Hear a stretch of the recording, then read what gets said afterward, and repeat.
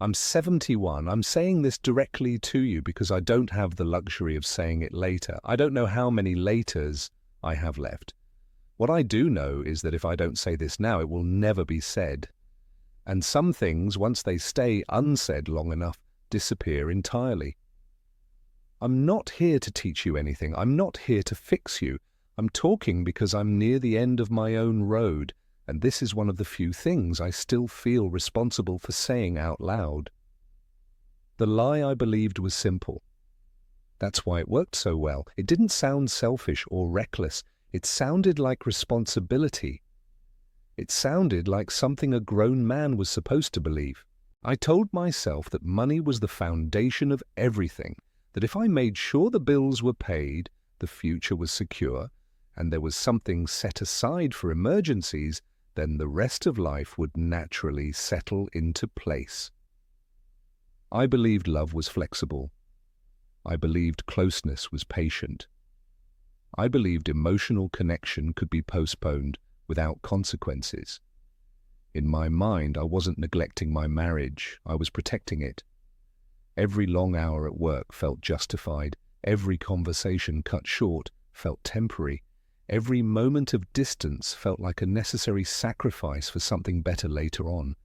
I thought stability meant safety. I thought safety meant love would survive on its own. When my wife wanted time, I translated it as pressure. When she wanted to talk, I saw it as another demand on already limited energy. I told myself she didn't understand the weight I was carrying. I believed that once the pressure eased, I would be more present, more attentive, more available. That day just kept moving further away. What made this lie dangerous is that no one questioned it. Friends respected me for being careful. Family trusted me because I was reliable. People said things like, "You're doing the right thing and you're thinking long term." I took those comments as confirmation that I was living correctly. I was proud of being the sensible one. The one who didn't take risks, the one who planned instead of felt. I believed emotions were something you dealt with after responsibilities were handled, not alongside them. Even when small cracks appeared, I explained them away. Distance was just stress. Silence was just tiredness. Tension was just a phase. I told myself all marriages went through this, that this was normal, that real life wasn't supposed to feel easy or warm all the time. Looking back, I see how convenient that belief was. It allowed me to keep going exactly as I was without changing anything. It allowed me to avoid uncomfortable conversations. It allowed me to delay showing up emotionally while still feeling like a good husband. If you're honest with yourself, this probably doesn't sound extreme or unusual. It sounds reasonable. It sounds like something people around you might even admire. That's what makes it so easy to live with for years without realizing what it's quietly costing you. Life on autopilot doesn't announce itself. There's no moment where you decide to stop paying attention. It just happens slowly while you're busy doing what needs to be done. My days began to look the same without me noticing when that started. Alarm, shower, work, commute, home, eat, sleep, repeat. Weeks passed, then months, then years, all stitched together by routine. Nothing felt wrong enough to stop and examine. Everything felt acceptable. At work, I knew my role. I was competent, predictable, useful. There were targets to hit and problems to solve. Effort produced results, and results felt reassuring. At home, life felt less clear. There were no checklists for connection, no deadlines for listening, so those things quietly slipped to the bottom. Conversations with my wife became brief and practical. Who was picking up groceries? What needed fixing? Which bill was due? When she spoke about her day, I listened just enough to respond, not enough to understand. I didn't think of it as ignoring her. I thought of it as being tired. Evenings were spent next to each other, not with each other. She would sit on the couch while I stared at a screen or a piece of paper. Sometimes she would sigh.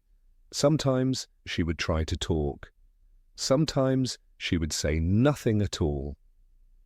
I rarely noticed which version of her I was getting. Weekends were filled with tasks, repairs, planning, catching up on things I didn't have time for during the week. Rest became something practical, not shared. We were efficient partners, not close ones. I told myself this was adulthood, that this was what long marriages turned into, that romance faded and responsibility took over. I assumed everyone lived this way and just didn't talk about it. Years passed quietly. Birthdays became reminders instead of celebrations. Anniversaries became something to acknowledge properly, like a formality. Long conversations turned into short exchanges. I noticed changes in her voice, her patience, her presence, but I treated them like background noise. When something felt off, I told myself we would address it later. When later came, something else always seemed more urgent. There was always another obligation, another reason to postpone paying attention. Autopilot felt safe because it required nothing new from me. No difficult questions, no emotional risk. I was moving forward, but only in one direction, and I didn't realize how far I had drifted until stopping was no longer an option. The moment everything changed didn't arrive with chaos or noise. There was no argument that spiraled out of control, no single mistake I could point to and explain away. That's what made it harder to understand at first. It happened on an ordinary evening, the kind I had lived through hundreds of times without remembering. Dinner had been eaten, the kitchen was mostly clean, the house was quiet in that familiar, empty way that settles in after years together. She sat across from me at the table and said she needed to talk. Her voice wasn't shaking, she wasn't angry. That alone should have told me something. People who are angry still believe there's something to fight for. What she sounded like was tired. She told me she was leaving, not for someone else, not because of one specific event. She said she felt alone for a long time. She said she didn't feel seen anymore. She said living next to someone isn't the same as living with them. I remember nodding, not because I agreed, but because my body didn't know what else to do. I searched for something practical to say, something logical. There wasn't anything. As she spoke, my mind drifted to the things I had built, the house, the savings, the plans. I thought about how much effort had gone into keeping everything stable. I remember thinking very clearly that none of it was helping me now. I didn't argue. I didn't raise my voice. I didn't beg her to stay. Part of me believed it still wasn't real, that this was another problem to be solved later. That belief faded slowly, sentence by sentence, as she kept talking. When she finished, there was nothing left to say. The room felt smaller than it ever had. All the careful planning I had done for decades had not prepared me for that moment. That was when I understood something I had avoided for years. Some things don't break loudly. They wear down quietly until one day there's nothing left to hold together. The regret didn't arrive all at once. It wasn't a single, overwhelming feeling. It came in pieces, usually when I wasn't prepared for it. It started in the quiet moments, sitting alone in the house after she was gone, walking past rooms that still carried her habits. Not memories exactly, just traces. The way she used to leave a light on, the mug she preferred. Small things that suddenly had no purpose. My mind kept going back to ordinary moments I had dismissed at the time. Evenings when she sat near me and waited for my attention, and I gave her half of it. Times she asked simple questions that I answered without looking up. The pauses in conversations that I never filled because silence felt easier than engagement. I remembered moments when she tried to explain how she felt, and I responded with logic instead of listening.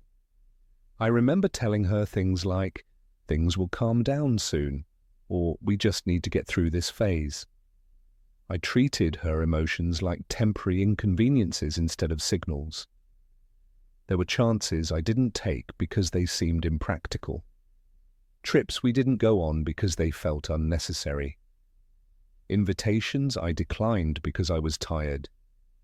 Evenings I stayed home to work instead of sitting with her. At the time, each decision felt small, sensible, forgettable. They weren't. I realized there were conversations I would never get to have now. Apologies I had rehearsed too late. Questions I should have asked when the answers still mattered. There was no way to reopen those moments. They weren't paused, they were gone. What hurt most wasn't losing the marriage itself. It was realizing how many opportunities for connection I had stepped around without noticing. I wasn't cruel, I wasn't careless on purpose, I was distracted. And distraction, over enough years, does real damage. I had told myself I was doing everything right. Looking back, I see that I confused effort with attention. I gave effort generously, attention sparingly. There's no way to balance that now, no way to make up for the presence I didn't give when it was still wanted. The regret isn't dramatic, it's steady. It sits there quietly, reminding me that some losses don't come from sudden mistakes, but from slow neglect that feels harmless until it's finished its work. The realization didn't feel profound. There was no moment of clarity that changed how I felt overnight. It was simpler than that, and that's what makes it difficult to live with. What actually mattered had been in front of me the entire time. Not the savings account, not the plans I was so proud of, not the sense of control I felt from having everything organized. What mattered was the person sitting across from me day after day, waiting to be noticed. I spent years treating emotional presence like an optional extra, something you added once the important work was done. I didn't see it as essential. I saw it as something flexible, something that could be postponed without risk. I was wrong about that. Security doesn't create closeness. It doesn't replace attention. You can't hand someone stability and expect them to feel loved if you aren't emotionally there with them. I learned that far too late. I had sacrificed moments for outcomes. I believed the outcomes would justify the absence. I told myself that what I was building would eventually compensate for what I wasn't giving. That trade never works the way you think it will. What hurts is how obvious this seems now. Not complicated, not philosophical, just basic. People don't feel valued because you planned well. They feel valued because you showed up when it mattered, even when it was inconvenient. I confused responsibility with care. I confused planning with commitment. I thought love was something that could survive on intention alone. It can't. Love needs attention, and attention needs time, not later, but then. There's no satisfaction in understanding this now. Clarity doesn't feel rewarding when it arrives after the door is closed. It just explains the damage. And explanation doesn't repair anything. This realization didn't bring peace. It brought acceptance. The kind that comes when there's nothing left to fix, only something left to carry. If you're listening to this and thinking it doesn't apply to you, that's exactly what I used to think. I didn't see myself as neglectful. I saw myself as busy, responsible, doing what needed to be done. You probably tell yourself similar things, that you're under pressure right now, that this season is demanding more from you than usual, that once things settle down, you'll be more available, more present, more engaged. That story feels reasonable while you're inside it. You might believe your partner understands, that they know you're doing this for the future, that they can feel your intentions even when they don't feel your attention. I believe that too. What I didn't realize is that people don't live on intentions. They live on what they experience day after day. Silence doesn't feel temporary when it lasts long enough. Distance doesn't feel logical when it becomes the norm. You might think the absence you're creating is small. That missing a conversation here and there doesn't matter. That postponing closeness for another week, another month, another year won't change much. That's how it looks from the middle. From the other side, it looks different. By the time someone stops asking for your time, they've usually been without it for a while. By the time they stop explaining how they feel, they've learned it doesn't lead anywhere. That shift is easy to miss if you're focused elsewhere.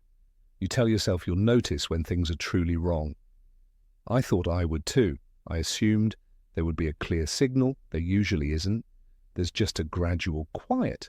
Time feels abundant when nothing has been taken from you yet. It feels forgiving, like it will wait for you to catch up.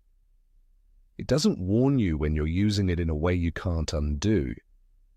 I'm not saying this to scare you. I'm saying it because I once stood exactly where you might be standing now, convinced I still had room to adjust, convinced I could rebalance things when it mattered. I was wrong about when it would matter. It's too late for me to change how this story turned out. I don't say that with bitterness. I say it because it's simply true. Some outcomes don't respond to understanding. They only respond to timing, and my timing was wrong. I live with the distance I created, with the knowledge that I chose practicality over presence for too long. I can see now how those choices shaped my life, even though I didn't feel their weight at the time. You might still have time, or you might only believe you do. I believed it too, right up until I didn't.